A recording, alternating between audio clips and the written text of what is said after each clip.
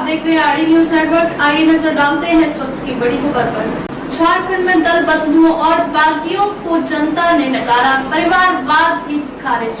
लोकसभा चुनाव में किसको मिली कितनी सीट, जाने। झारखंड की जनता ने लोकसभा चुनाव में दल बदलुओं और बागी प्रत्याशियों को साफ साफ नकार दिया है।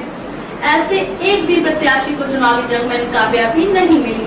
कल्पना सोरेन को छोड़ दें तो पारिवारिक विरासत के आधार पर चुनावी फसल काटने उतरे प्रत्याशियों को भी नाकामी हाथ लगी है। झारखंड में कांग्रेस की इकलौती सांसद रही गीता कोड़ा चुनाव के ऐलान के कुछ हफ्तों पहले भाजपा में शामिल हुई थी।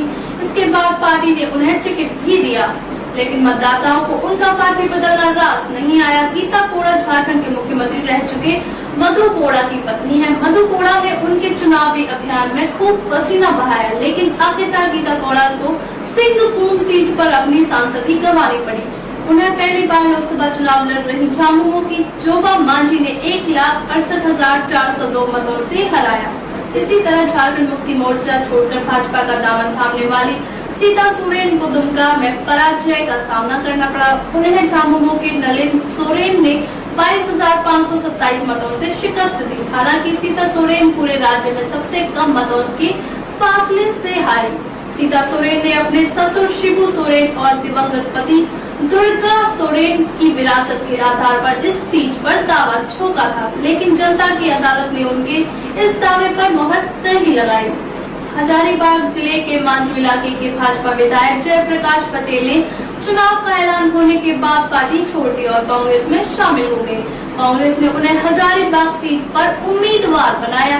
यहां भाजपा के मनीष जायसवाल ने 2,76,686 वोटों से हारकर संसद पहुंचने की उनकी हसरत नहीं पूरी होने दी। गिरिडीह में जयप्रकाश पटेल के ससुर मथुरा महतो झामुमो के टिकट पर चुनाव मैदान में उतरे थे। जनता ने दामाद जयप्रकाश और ससुर मथुरा दोनों की संसद पहुंचने की दावेदारी खारिज कर दी। झारखंड मुक्ति मोर्चा के 2 विधायकों लोबिन हेम्ब्रम और चमरालिंजा ने पार्टी से बगावत कर चुनाव लड़ा और दोनों की मुंह की खानी पड़ी। लोहरदगा सीट पर चमरालिंजा तीसरे नंबर पर रहे और उन्हें मात्र 45,000 वोट मिले। पहले माना जा रहा था कि चमरालिंजा के मैदान में रहने से इंडिया के प्रत्याशी की जीत की राह मुश्किल हो सकती है, लेकिन वह कोई खास असर छोड़ पाने में नाकाम रहे। राजमहल सीट पर लोबिन हेम्ब्रम ने भी अपनी ही पार्टी के प्रत्याशी के खिलाफ ताल ठोकी थी। उन्हें मात्र 42,120 मतों के साथ तीसरे स्थान से संतोष करना पड़ा। इसी तरह खूंटी सीट पर झामुमो से बगावत कर चुनाव लड़ने वाले पूर्व विधायक बसंत कुमार लोंगा को मात्र 10,755 वोट मिले और वह चौथे स्थान पर रहे। कोचरमा सीट पर भी पूर्व विधायक और झामुमो के नेता जयप्रकाश वर्मा बगावत कर निर्दलीय उतरे। उन्हें 23,223 वोट मिले और वह चौथे नंबर पर रहे।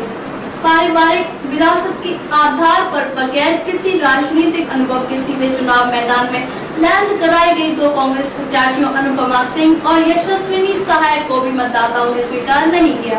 कांग्रेस विधायक अनूप कुमार सिंह की पत्नी अनुपमा सिंह को धनबाद सीट पर हार झेलनी पड़ी।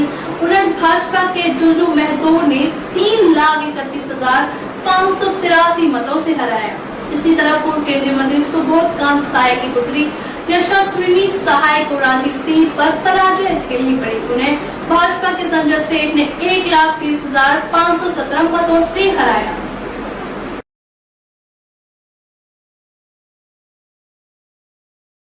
अब तक के लिए बस इतना ही। फिर होगी आपसे मुलाकात ऐसी एक और बड़ी खबर के साथ। तब तक के लिए नमस्कार और देखते रहिए आरडी न्यूज नेटवर्क।